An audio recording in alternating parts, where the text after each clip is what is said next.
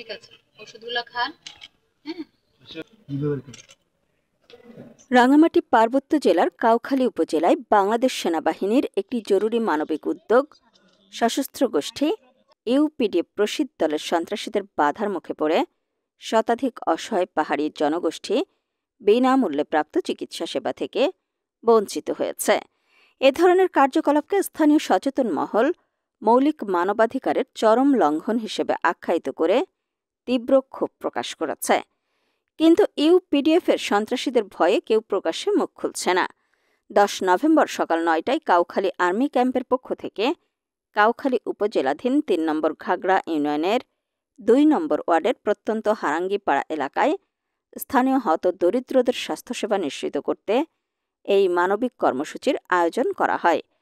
ক্যাম্পের বিশেষজ্ঞ চিকিৎসকগণ বিনামূল্যে চিকিৎসা পরামর্শ, স্বাস্থ্যসেবা এবং প্রয়োজনীয় ঔষধ বিতরণের জন্য প্রস্তুত ছিলেন। স্থানীয় সূত্রের বরাতে জানা যায়, চিকিৎসা সহায়তা প্রদানের সকল প্রস্তুতি সম্পন্ন থাকা সত্ত্বেও ইউপিডিএফ প্রসিদ্ধ দলের সন্ত্রাসীদের সুস্পষ্ট নির্দেশনায় এবং চরম ভীতি ও হুমকির কারণে স্থানীয় অসহায় পাহাড়ি জনসাধারণের তেমন কেউ ক্যাম্পে চিকিৎসা নিতে যায়নি।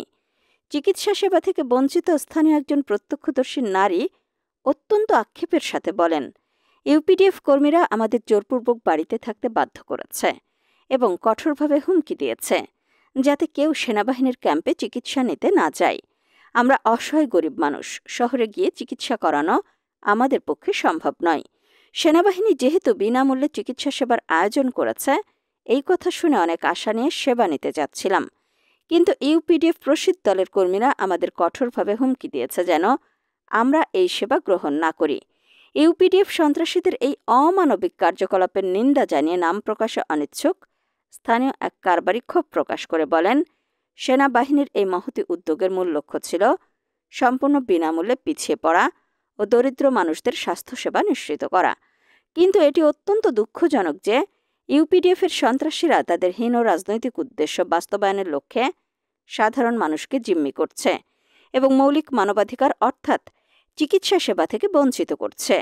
তিনি আরও যোগ করেন, ইউপিডিএফের এই জিম্মি করার রাজনীতি পাহাড়ের শান্তি প্রক্রিয়া ও জনকল্যাণমূলক কাজে বড় বাধা সৃষ্টি করছে।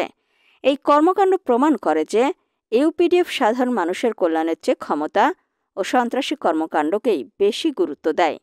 এদিকে স্থানীয় জনপ্রতিনিধি ও সচেতন মহল ইউপিডিএফ প্রসিদ্ধ দলের সন্ত্রাসীদের এই অমানবিক কার্যকলাপের তীব্র নিন্দা এবং এই ঘটনাকে মৌলিক মানবাধিকারের চরম লঙ্ঘন উল্লেখ করেছেন।